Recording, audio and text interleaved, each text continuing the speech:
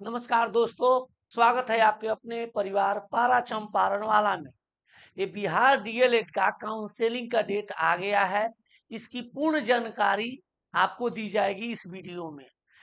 आपको कितना फीस लगेगा, अगर प्राइवेट कॉलेज होता है तो कितना आपका एडमिशन फी लगेगा, अगर एक बार कॉलेज का सिलेक्शन हो जाता है, अगर उसमें जाने का मन नहीं है तो दोबारा आप कैसे भरोगे, क्या क्या डॉक्यूमेंट्स लगेंगे, आपका कितने आपका इंटर में मार्क्स चाहिए जिससे आप फॉर्म को भर सकते हो।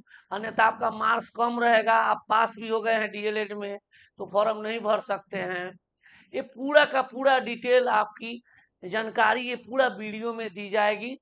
वीडियो शुरू से लेके अंत तक जरूर देखिएगा, मजा आने वाला है। कब डेट का फॉर्म भरने का है, कब काउंसलिंग करानी है, कब दोबारा आपका फॉर्म का डेट आएगा, तो ये पूरा कॉलेज की जानकारी कहाँ से लेंगे, ये पूरा इस वीडियो में A to Z फुल जानकारी आपको मिलेगी। वीडियो अगर अच्छा लगेगा तो निश्चित रूप से लाइक जरूर कीजिएगा, लगेगा ही, अच्छा लगेगा ही लगेगा। आ जाइए, आपको जो है पहला जो है डेट की जानकारी मैं दे दूं। आवेदन की जो तिथि होगी वो कल से, आज 19 तारीख है, कल से स्टार्ट होगी। 20 जून से 26 जून तक आप आवेदन करेंगे। तो भाई आवेदन कहाँ करेंगे, तो इसके लिए साइट है, वेबसाइट https://www.deled.bihar.com पर आप जाकर इसके जो होगा, आप फॉर्म भरे होंगे तो यूजर आईडी और पासवर्ड ये भी बताएंगे, क्या होगा यूजर आईडी और आपका पासवर्ड क्या होगा, ये भी आगे हम बताएंगे।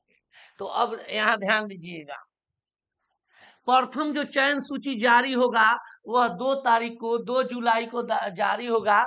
5 बजे शाम में आपको जारी की जाएगी, 2 जुलाई को। तो ये जो आप फॉर्म भरोगे आवेदन की तिथि में, इसमें कॉलेज का लिस्ट होगा, तो उस कॉलेज में और इसका कितना पैसा लगेगा वो भी आगे बताएंगे। वीडियो में पूरा जानकारी रहेगा कि इस फॉर्म को भरेंगे तो कितना पैसा लगेगा। ठीक है। अब उसमें कॉलेज का जो लिस्ट कहाँ से मिलेगा, तो आप बिहार बीएससीबी बोर्ड पर, बीएससीबी साइट पर जाके देखेंगे तो वहाँ कॉलेज का लिस्ट दिया है। तो जहां आपको डिस्ट्रिक्ट DIET लिखा रहेगा, ठीक है, या BIET, ये सब सरकारी कॉलेज होगा, ये सब सरकारी। तो पहले आप सरकारी कॉलेज के बारे में लिखेंगे, उसके बाद ऑप्शन देंगे, फिर प्राइवेट कॉलेज। अन्यथा एक बार आप अगर गलती हो गया तो ऑप्शन सुधरने का मौका आपको नहीं देगा बात। तो इसीलिए कॉलेज को ध्यान से रख के आप सिलेक्शन करेंगे। प्रथम चयन की सूची 2 जुलाई को आएगा। अब नामांकन की अवधि, आप 2 जुलाई के आने के बाद 3 से लेकर 8 तारीख तक जिस कॉलेज में जाएंगे उस कॉलेज में आप एडमिशन कराएंगे। तो एडमिशन के लिए क्या क्या डॉक्यूमेंट्स चाहिए और कितने पैसा चाहिए ये भी हम आपको बताएंगे वीडियो के आगे में। प्रशिक्षण संस्थान द्वारा पोर्टल पर लॉगिन कर अंतिम रूप से सीट अपडेशन किया जाएगा। यानी 8 तारीख तक जो एडमिशन हो जाएगा, उसके बाद अगर कुछ सीट खाली रह जाती है तो उसको 9 जुलाई को अपडेट किया जाएगा कि कितने सीट और जो है खाली रह चुके हैं। फिर उसके अगला बार जो है नामांकन के पश्चात स्लाइड अप की प्रक्रिया के लिए आवेदन की अवधि। ये स्लाइड अप क्या होता है बाबू, ये स्लाइड अप हो गया सेकेंड लिस्ट जो रहेगा। सपोज करो कि तुमको पहला लिस्ट में ऐसा कॉलेज मिला है जिसमें तुमको एडमिशन नहीं कराने का मन है, तो लेकिन करा लेना है, करा कर फिर स्लाइड अप का यूज करना है। ये स्लाइड अप क्या होता है फिर आगे के वीडियो में हम इसी वीडियो में आगे बताएंगे। तो स्लाइड अप का 3 जुलाई से 8 जुलाई तक जो भरने का है। फिर आपका जिस विद्यार्थी का चयन प्रथम सूची में कहीं भी नहीं होता है, उसके लिए न्यू विकल्प अथवा पूर्व के विकल्प में परिवर्तन करने की अवधि, तो ये जो है 10 जुलाई से 11 जुलाई के बीच में आप विद्यार्थी का जो है ये रहेगा कि आप जो है नहीं कहीं होता है तो इसके लिए नए विकल्प अथवा पूर्व के विकल्प पे कोई परिवर्तन करना है तो आप 10 से 11 जुलाई के बीच में कर सकते हैं। द्वितीय सूची जारी होगी 12 जुलाई को। फिर द्वितीय सूची के आधार पर नामांकन जो होगा वो 13 से 16 जुलाई को हो जाएगा। फिर 16 जुलाई के बाद भी कोई सीट खाली हो जाती है तो 17 जुलाई को कॉलेज के द्वारा अपडेट किया जाएगा। फिर तृतीय सूची जो जारी होगी वह होगी आपको 19 जुलाई को जारी हो जाएगी। अब आपका जो आता है तृतीय सूची के आधार पर नामांकन की अवधि 20 जुलाई से 22 जुलाई तक। 22 जुलाई के बाद जो एडमिशन हो जाएगा 23 जुलाई को कॉलेज का फिर देखा जाएगा कि इसमें लिस्ट अपडेट कर दिया जाएगा। उसके बाद अगर कोई सीट प्राइवेट में खाली रह जाता है तो वहां पे डायरेक्ट आप दिखा के एडमिशन कराएंगे डायरेक्ट में। अब आते हैं आगे का वीडियो में, देखो आगे का क्या है। अब इसमें देखो, जब तुम 20 जुलाई कल से जाओगे फॉर्म भरने के लिए तो काउंसेलिंग फी SC ST एवं दिव्यांग के लिए 350 रुपया है। और वहीं ऑल इसके छोड़कर जो बचेगा उसको 500 रुपया, यानी SC ST और दिव्यांग को छोड़कर जो अदर बच्चे हैं मतलब OBC है, EBC है, जनरल में है, EWS है, उनको 500 रुपया का देना है। और मिनिमम एज आपका 17 वर्ष का होना चाहिए, जो होगा ही होगा। अब आते हैं कि 10+2 या सक्षम समकक्ष अगर आपके इंटर पास विद्यार्थी हैं तो आपको 50% मार्क्स का होना जरूरी है। अगर आप 50% मार्क्स नहीं है आपके पास, अगर DLED पास भी कर गए हैं तो आपको नामांकन नहीं लिया जाएगा।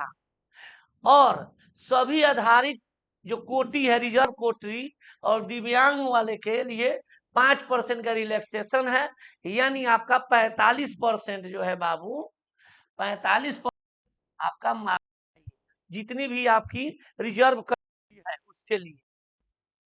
अब सीट का जो रिजर्वेशन है, जो नया रूल आया है बिहार सरकार का, उसी के अनुसार, नए रूल के अनुसार, तो आपको उससे मतलब नहीं, आपको तो जो होगा वो सिलेक्ट हो जाएंगे, वो कॉलेज की जिम्मेदारी बनती है।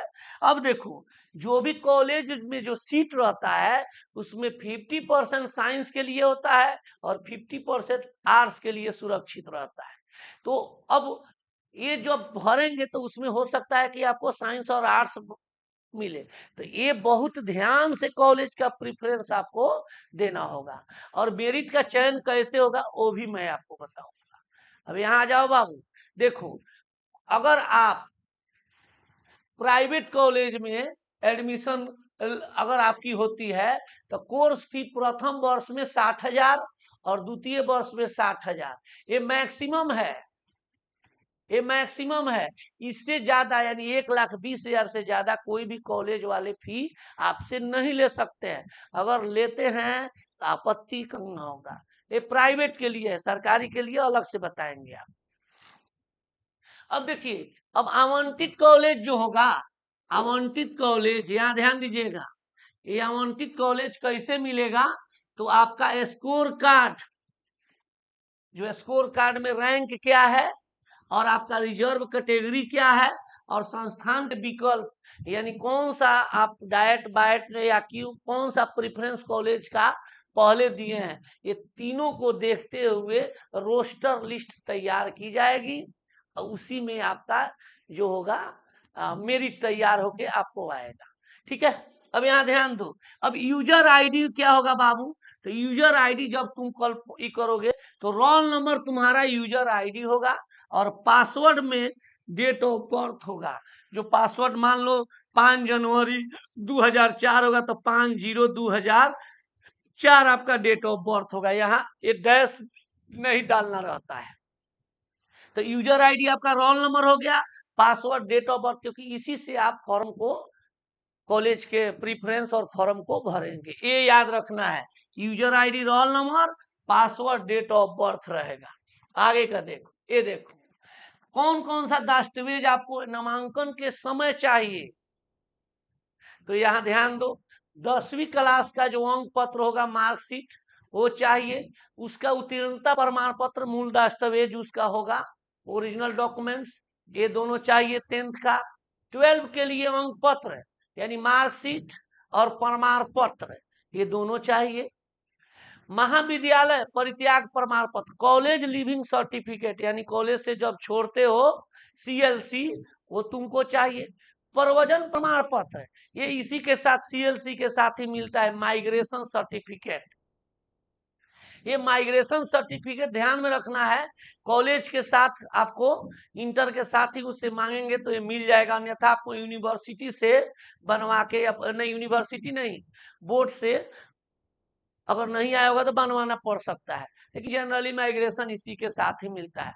आचरण प्रमाण पत्र, ये भी कॉलेज ही देता है, ही नहीं समझना है कि जाके एसपी के यहाँ से, एसपी साहब के यहाँ से आचरण प्रमाण पत्र ना, एक कॉलेज के द्वारा ही मिलता है, ये बनवाना पड़ेगा आपको। जाति प्रमाण पत्र, करेंट आपका तो अभी से आप जाति प्रमाण पत्र हो सकता है कि आप अप्लाई कर दीजिए, ये अब नया करेंट आपको चाहिए।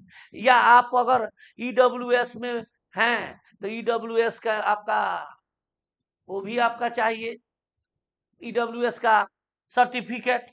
अब आ जाइए लास्ट में है, 5 फोटो चाहिए, वो भी कलर पासपोर्ट साइज फोटो चाहिए।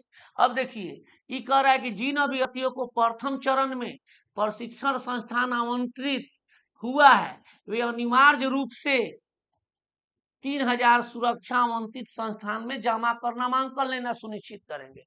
यानी जब आप जाइएगा कॉलेज में तो आपको 3000 रुपया लगेगा एडमिशन कराने का, फी आवंटित होने के बाद, कॉलेज आवंटित होने के बाद। अब उसके बाद लेना सुनिश्चित, तभी उनके पास स्लाइड अप का विकल्प रहेगा।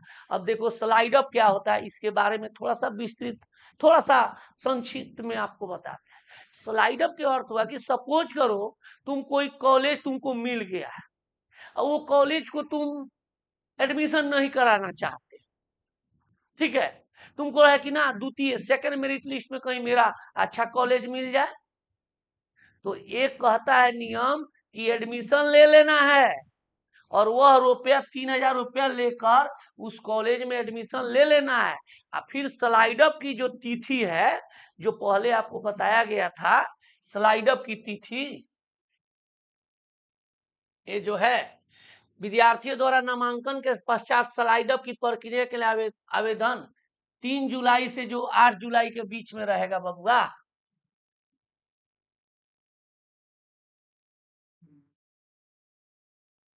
ठीक है, तो ये जो है नामांकन की अवधि 3 जुलाई से 8 जुलाई, परिचय संस्थान द्वारा पोर्टल पर लॉगिन कर अंतिम रूप से सीट अपडेट किया 9 जुलाई। ये 9 जुलाई के बाद होगा, ये 3 जुलाई से 8 जुलाई के लिए नामांकन पर स्लाइड अप की प्रक्रिया के लिए एक गलत, यहाँ पर जो है 3 जुलाई से 8 जुलाई नहीं होगा, ठीक है, ये होगा 10 जुलाई से 11 जुलाई के बीच में होना चाहिए, ठीक है ना, क्योंकि 3 जुलाई से तो आपका ये रहेगा, एडमिशन रहेगा। ये यहाँ पे मुझे लग रहा है कि ये जो है 9 जुलाई का होना चाहिए, बस देखेंगे क्या है।